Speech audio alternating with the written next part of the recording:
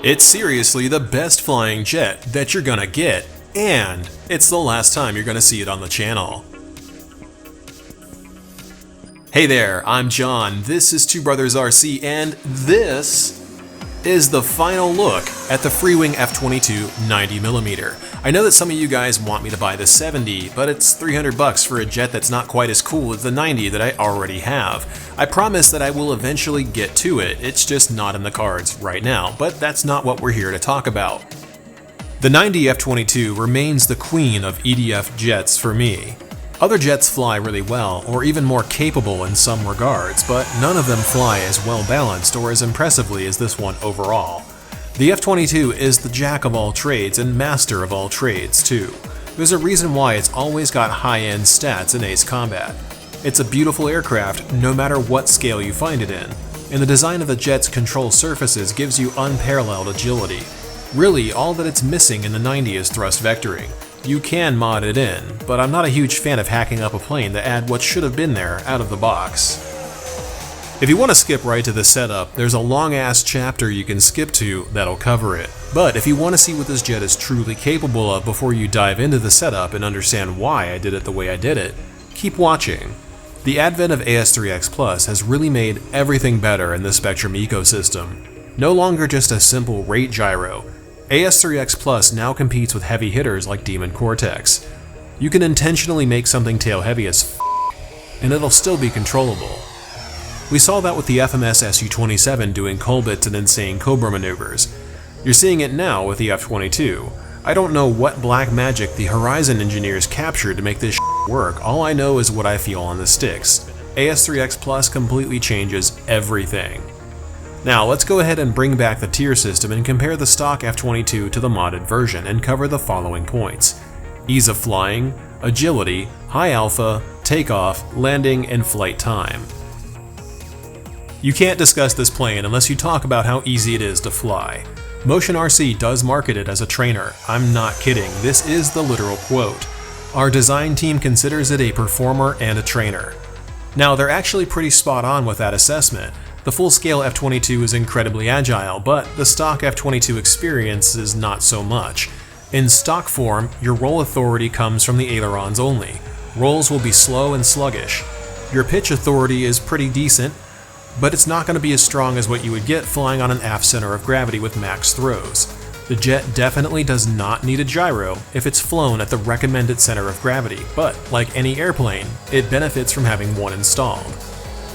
The Mobius F-22, however, absolutely requires a gyro to fly. The center of gravity is so aft and the throws are so huge and the servos so torquey and precise that you can command a Cobra maneuver with just a slight pull of the elevator. Trainer? Hardly know her. You know those guys who think that gyros are bad and that their fingers are the only gyro that they need? I would pay real money to see one of them successfully fly this jet and not have it look like a pile of foam debris on the ground. The Mobius F-22 uses a full high-tech D85 MG servo setup, which is like 4 times more precise than the stock servos are, and they have a lot more torque too. Unfortunately, I do think that they're discontinued now, so good luck finding them, but you can use AGFRC B24 CLM servos in the description below, which are actually looking a little bit better in terms of specs, and they have the distinct advantage of still being sold. The stock F-22 is definitely easier to fly because it's a nose-heavier jet. The Mobius F-22, however, is actually pretty easy to fly too, just as I've heard the full scale described as well. This is mostly because the gyro does a ton of work behind the scenes keeping the jet stable so that you can focus on flying and not on constantly fixing deviations caused by turbulence, wind, or the center of gravity. Stock gets a B, the Mobius F-22 gets an S. In terms of agility, oh man, the Mobius F-22 is so different than the stock jet that it's hard to believe that it started off as a stock F-22 airframe. The control throws and aft center of gravity give it a clear and distinct advantage in flight performance. While it's true that it won't backflip quite as well as the FMS Su-27 after the CG mod that I did to it, it's not a slouch in aggressive maneuvering at all. And unlike the Su-27, it doesn't freak the f out when you push over and go into inverted high alpha. But we'll cover high alpha behavior in a few. The stock F-22 is definitely agile, but more in the training you how to fly bigger jets kind of way, not the I want my jet to do a waterfall straight into an inverted high alpha pass kind of way. I mean, it's not even really fair to compare these two jets. The stock jet is very much like motion says, it's kind of a trainer. The Mobius F-22 is like flying the full-scale jet, just without the multi-million-dollar price tag. Stock gets a B here, while the Mobius F-22 gets an S. High alpha is weird with this jet. It doesn't matter if you're flying the mods that I'll recommend or if you're flying it completely stock. Since the F-22 completely lacks any stabilizing fins on the belly, it can only tolerate high alpha to a point. Then the wings and the fuselage will begin to stall out the vertical stabilizers. When this happens, you'll lose lateral stability and you'll find yourself fighting to keep control of the aircraft. In other words, it'll start sliding sideways in the air until the nose drops and it begins to gain airspeed again, or until it crashes. Here's what happens. When traveling forward at a high angle of attack, the wings and the fuselage will blank out the airflow over the vertical stabilizers. This will keep them from getting clean airflow. Think of the wings like a geometric plane in the sky. If that plane is angled up enough, the air flowing over the fuselage and the wings will detach behind them and stall out the vertical stabilizers. Without clean airflow, the jet cannot maintain directional stability and it will depart laterally either to the left or to the right. Once that happens, you have a moment or two to push the nose down and get the stabs flying again, and to clean the Tootsie Roll out of your boxers.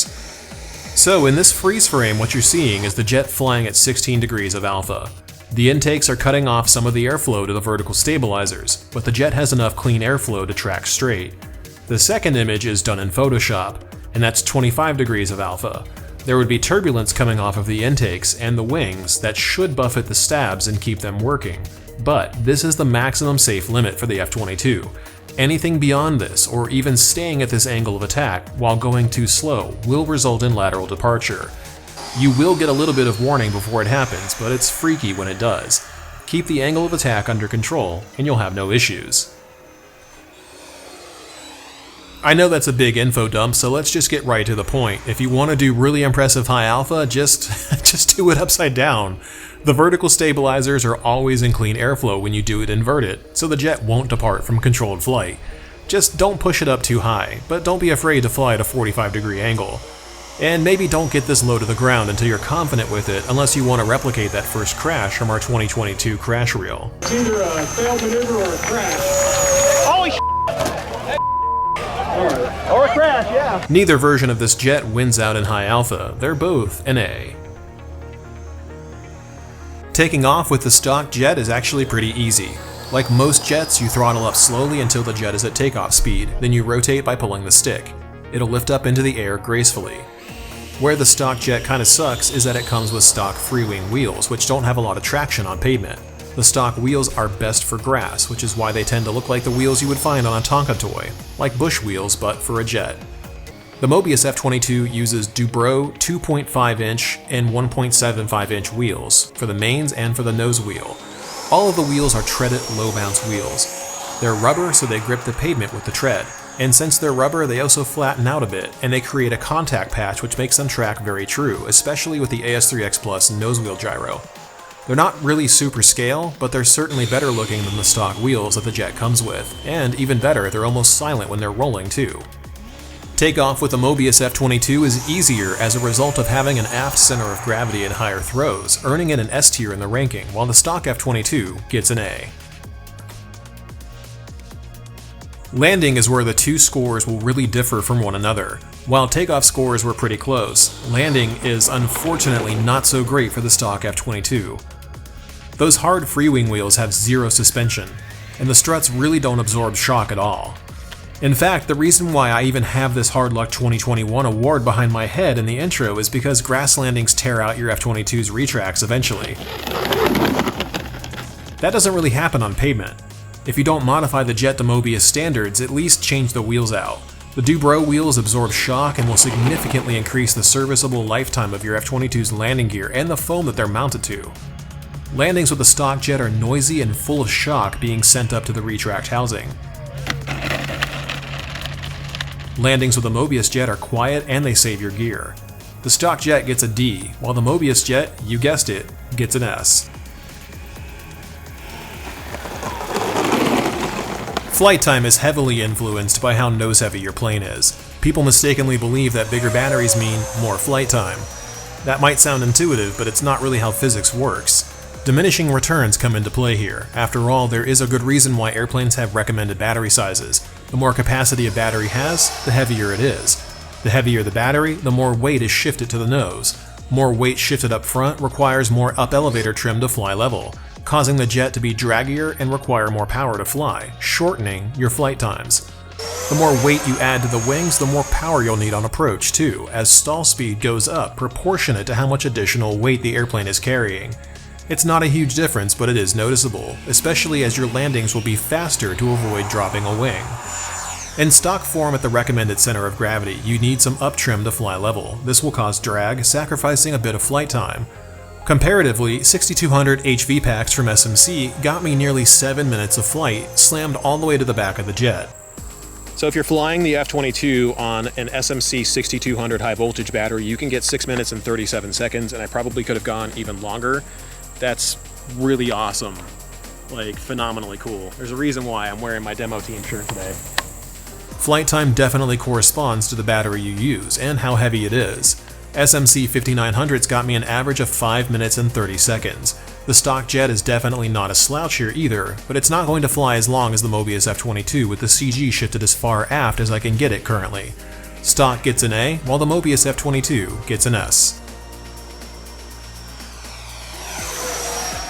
After nearly 4 years of flying, I've got this jet dialed in. With AS3X Plus, you can safely get the center of gravity even further back than before, so I pushed my own limits and made this jet as fly-by-wire as I could get it to be. The F-22 now has a full 14-channel physical servo setup with 2 channels dedicated to AS3X and safe switching for a total of 16, with a dedicated gain channel for the rate gains. In plain English, this means that the jet is artificially stable to make up for the aft center of gravity. It does what you tell it to do, even to the point of making graceful slow rolls with almost no altitude drop. Giving this much control to the gyro is also very scale, as the F-22's flight computer can basically fly the jet by itself. You tell the jet what to do, and the AS3X Plus gyro determines how best to accomplish what you're asking it to do. It's f***ing awesome. I love seeing this full-scale technology making its way into our models. Now you can truly say you're flying the F-22 scale. Alright, let's hop into the setup. Again, this is the last time that I'm posting this jet unless Freewing comes out with a new version, so I gotta make this one count and give you guys the long-awaited, completely ridiculous F-22 setup. To start, you'll need high-quality servos. Since high-tech D85MG servos are discontinued, or at least it looks like they are, I recommend using a full set of AGF-RC B24 CLM units. They're $42 each on Amazon, and they'll be quiet, high torque, and fast, but not cheap.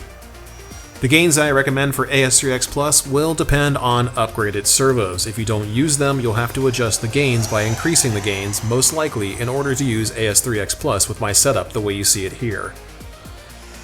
When you have servos, you'll need an ESC. If you're like me, you've got a spare 130 amp Avian ESC laying around. This gives you integrated voltage telemetry and a ton of servo power, but it's incompatible with the landing gear retract voltage, which needs to be 5.5 volts instead of 6, which is default for the Avians. There's a way around this. If you use an Avian 130, you'll need an E-flite BEC to power the retract separately. I'll show you how to do this in a few. Most importantly, you'll also need a 4-channel serial expander from RC Light Systems. You'll also need the USB dongle to program it. This plugs into the bind port and gives you 4 channels you can use for unstabilized output. I run the retracts, nose gear door, afterburner, and landing light through this system so that I have 10 channels freed up for the flight surfaces, using an AR-10360T Spectrum receiver. Once you've got all of the prerequisites, assuming you're crazy enough to do the full Mobius setup like I did, step 1 is to install the Avian ESC and run the leads to the front of the jet. This will be a 6-cell only setup that converts the F-22 into a smart jet. If you want 8 cells, you gotta use a Freewing 120 amp instead. Step 2, cut off the JST power plug, the red one, from the E-flite BEC. Solder on a female servo lead. Plug the auxiliary BEC wire from the Avian into the lead, which will then power the BEC. Step 3. This is a long one, so if you need help, hop on Discord and ask in the Tech and Setup channel. If the gear retracts aren't already on a 3-way Y lead, put them on one. Take a standard 2-way Y lead. Then take the male plug and cut free the signal lead from the power leads. plug the signal lead into the RC Light System's expander, which itself should already be plugged into the receiver's bind port. Put heat shrink tubing over the remaining plug that you cut to plug the signal lead so that it can't short out, then plug the retracts into the Y lead. Then plug the E-flite BEC into the other female connector of the same Y lead. This will give the retracts 5.5 volts of power instead of 6 so they can't burn up, because this setup will completely isolate them from the receiver power. Step 4. Hook up the Spectrum AR10360T receiver according to the transmitter setup file on the Two Brothers Discord server. Make sure that you move the wiring and the receiver as far aft as possible for CG purposes. This is the most technically complex setup that I've ever made for any plane, and it's all done for you with labels, telemetry callouts, etc. Customize it however you want, just please do consider hitting that super thanks button as a show of thanks, or picking up some Two Brothers merch and a donation on the shop for the amount of time it's taken to create this video for you guys. You, of course, don't owe us anything, but if you want to show your support, we would be super grateful for it. Step 5. Clean up the remaining wiring, making sure it's pushed as far aft as possible. Then use a KMRC afterburner, which you can run direct to the RC Light System's expander to get customized control of the afterburner startup throttle point. I put a ton of money into this jet so it would be the most true-to-scale F-22 out there. It comes with control surface air braking, spoilers on landings, the nose door closes instantly after the gear cycle, which was hand sequenced, and the gyro gains have been tuned to fly impeccably well. Speaking of the gains, you will need to see my control arm positioning. For the two stabilators, use a 3-hole metal arm and put the push rod into the outermost hole, then put the ball link into the innermost horn position. For the ailerons and flaps, copy the positions you see here on screen, and do the same for the rudder servo setup that you see on screen as well. The AS3X programming info is as follows: 1x master gain, 38 roll, 75 pitch, 40 yaw. Stick priority is 100 on all axes. Roll lock rate is 50, all other lock rates are default. Release rates are also default. For the programming, make sure that you follow the Relearn Servo Setup chapter of my AS3X Plus programming guide, linked below. This will explain how to gyro stabilize both stabilators, the full flying elevator surfaces on this jet. Additionally, the AS3X Plus programming guide will also explain how to make the flaperon stabilize in both roll and pitch, so make sure you watch that next to get the info needed to fully realize the setup potential with AS3X Plus on this fighter. And before we wrap up, to get the center of gravity where mine is, throw an SMC 5900 or 6200 HV pack all the way to the absolute rear of the battery compartment, as far back as it can physically sit in the aircraft.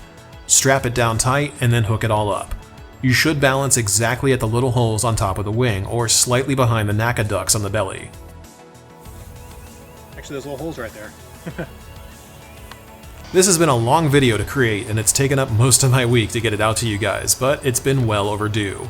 It just wasn't right to have something that flies this well and not share it with the world. Hop on Discord and chat with us. We would love to see you take the steps to fly your F-22 just like the full scale. Thanks for watching, and we'll see you guys again next week.